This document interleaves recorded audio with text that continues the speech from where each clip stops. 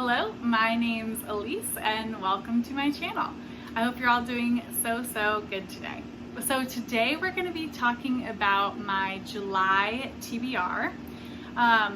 There's a decent amount of books on this list, so I might not get to them all and I might mood read a little bit. That's normally my style, but I'm hoping to get to all of these. I normally read like 8 to 10 books a month, so it's possible, but I'm probably gonna mood read a little bit and then end up not getting to all of these. But let's go ahead and get started. So I'll start with the 2 books that I'm currently reading, because those are like guaranteed I'll read these ones because I'm already reading them, and then I'll get into the others. So the first one is Great Circle by Maggie Shipstead, and this is out by Knopf, and this is a proof copy, so it looks a little different. I think the actual cover looks like that, but that's black and white. And this was nominated for the Women's Prize. It was shortlisted. This was also shortlisted for the National Book Award, and has gotten so many good reviews, and that's why I picked it up. And I'm enjoying it so far. So I'm currently on page 153. It's almost 700 pages long, so it's a chunkster, but I'm enjoying it so far. This is a dual timeline book. It follows Marianne, who wants to circumnavigate the globe, so make a great circle around the globe and be the first woman to do it. So it follows her from even like preconception. It follows her parents a little bit to her birth, and I'm assuming, we're gonna go through her death. I don't know that for sure, but I think that's what's gonna happen. The other storyline follows Hadley Baxter, and Hadley is an actress, and she just got cast to play Marianne in a new film about her life. She is kind of an actress that has fallen from stardom a bit. She had a scandalous relationship with a director, and it kind of tarnished her reputation. She lost a job working in a really popular franchise that's supposed to be Twilight-esque, and now she's trying to make a comeback. So far there's really good commentary on the ramifications of women having an affair as opposed to a man, and what it's like for a woman who wants to be a pilot during a time when that is unheard of, basically. And Marianne's story is in Missoula, Montana, and then in 1914, and then Hadley's story is in present day in California. So that's Great Circle. The other one that I'm currently reading, and will finish this month, is Machete, and this is by Thomas Morin, and this is published by, let's see, Knopf. So this is published by Knopf. This is a poetry collection. I love this cover. It's gorgeous. It says, a fresh voice in American poetry wields lyric pleasure and well-honed insight against a cruel century that would kill us with 1,000 cuts. So yeah, I've just started this one. I'm enjoying it so far, and I hope it's going to be really good. It's very short, as most poetry collections are, so we'll see how that goes. Alright, now on to the books that I haven't started yet, but I'm hoping to start. The first one is Supper Club, and this is by Laura Williams, and this is published by Putnam. And this book also has a gorgeous cover. And this book I've seen multiple people review and give it great reviews, and I'm very much intrigued. The little tagline in the beginning says, if you feed a starving woman, what will she grow into? And it says, Roberta spends much of her time trying not to take up space. At almost 30, she is adrift and alienated from life. Stuck in a mindless job and reluctant to pursue her passion for food, she suppresses her appetite and recedes to the corners of rooms. But when she meets Stevie, a spirited, effervescent artist, their intense friendship sparks a change in Roberta, a shift in her desire for more. Sounds great. I'm very excited to read this. I hope it's got some great food commentary. Hope it's got a lot of commentary on the woman trying to make it in the world, finding purpose in the world, finding fulfillment. Looking forward to it. So that is Supper Club. The next book I'm planning to read is Cursed Bunny by Bora Chung, and this is translated from the Korean by Anton Her. This was nominated for the International Booker Award this year, and it was shortlisted actually. It's a collection of short stories that are supposed to be like horror, sci-fi, fantasy, like a collection of all of it, I believe. Some of them I know are pretty graphic. I think the first one's pretty graphic, but I'm really looking forward to reading this. I try to read one translated book a month at least, and this is the one I'm planning to read in June, so looking forward to that. But that is Cursed Bunny. Oh, and this is published, who is this published by? This is published by Hanford Star. All right, the next 3 books I'm planning to read for a try a chapter video. So if you're interested in any of these, look out for that video that's going to be coming out.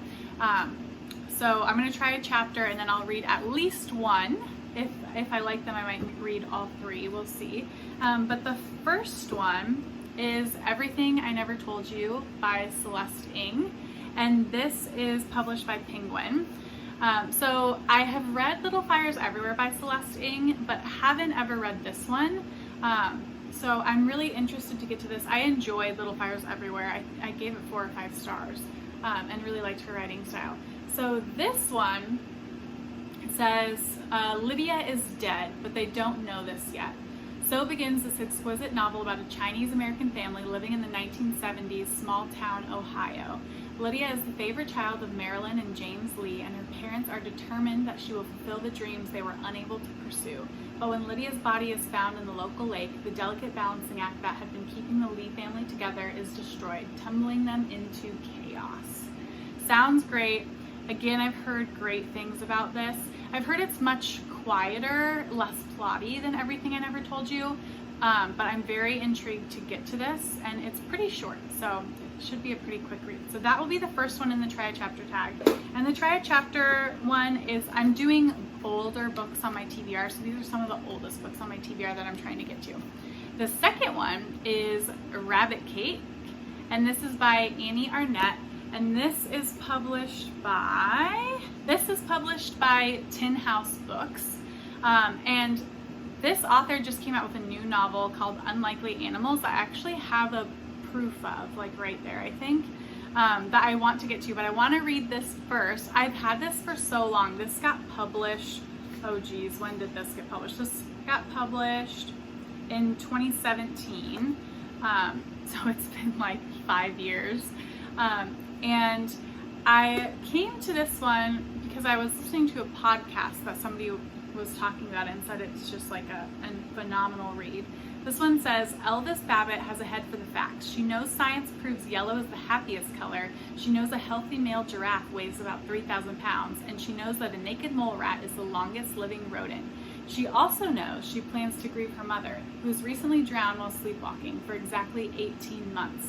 But there are things Elvis doesn't know yet, like how to keep her sister Lizzie from poisoning herself while sleep eating, or why her father has started wearing her mother's silk bathrobe around the house.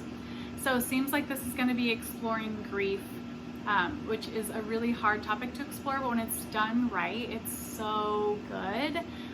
So I'm looking forward to this, have high hopes for it. I think it'll be a heavy hitter. The last one I'm planning to do in that video is, I think, the oldest book on my TBR, and that is The Rise and Fall of the Scandinavian Domestic, and this is by Christopher Merkner, and this is published by Coffee House Press. This is also a gorgeous cover. I mean, all 3 of these have great covers, and this one I actually bought because like over 10 years ago, I read a review in the New York Times about this book and it sounded so interesting, and so I bought it, and now I've had it, you know, here we are 10 years later, still haven't read it. So I really want to get to this, so I'm going to try it out. And this one is a collection of short stories. Christopher Merkner is the Shirley Jackson for the contemporary Midwest, where the ties of family and community intersect darkly with suburban American life. And these stories, an enraged village gaslights unsuspecting vacationers, and a young man delays an impending confession, fondling the nostrils of his mother's pet pig. Sharp and uneasy for these inheritors of tradition, That which binds them most closely, offering stability and identity and comfort, are precisely the qualities that set them back, pull them down, burden, limit, and ruin them. Sounds great. I'm very curious. I don't read a lot of fiction that takes place in the Midwest. I feel like I read more like periphery in the US if I'm reading books set in the US. So I'm excited to get to this one. I'm excited it's a short story collection, and we'll see how this one goes. All right. The last physical book that I have here that I'm planning on reading is Saraland, and this is by Sam Cohen, and this is published by Grand Central Publishing. And this book, okay, again, the cover, just like, what? Who did this cover? Who did this cover? Cover design and illustration by Holly Ovenden. Love it. Great job, Holly. So this one is also a short story collection. I have a lot of short story collections in here, I'm realizing. I have 3. But this one is all about Sarahs. This brilliantly and hilariously explores the ways in which traditional stories have failed us, both demanding and thrillingly providing for its cast of Sarahs new origin stories, new ways to love, and new possibilities for life itself as they find their way through a culture wrought with normalized sexual violence and the ills of late capitalism. So good.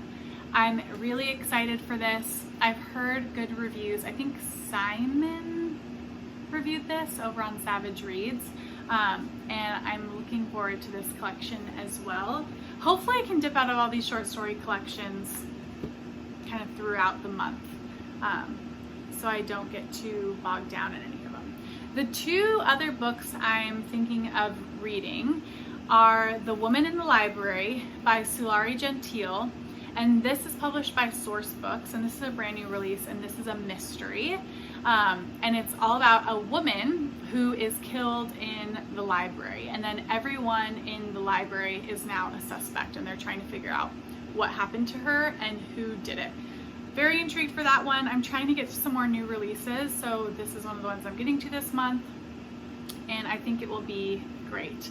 The other one I'm thinking of reading is A Perilous Undertaking by Deanna Raybourn, and this is the 2nd book in the Veronica Speedwell series.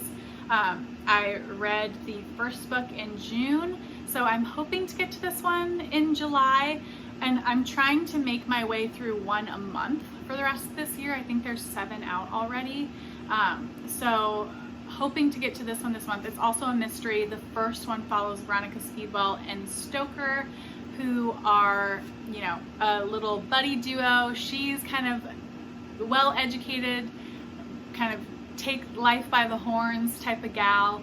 It's set in London in 1887, and he is very much like a grumpy, burly dude, and they're trying to solve murders together. So excited for that one.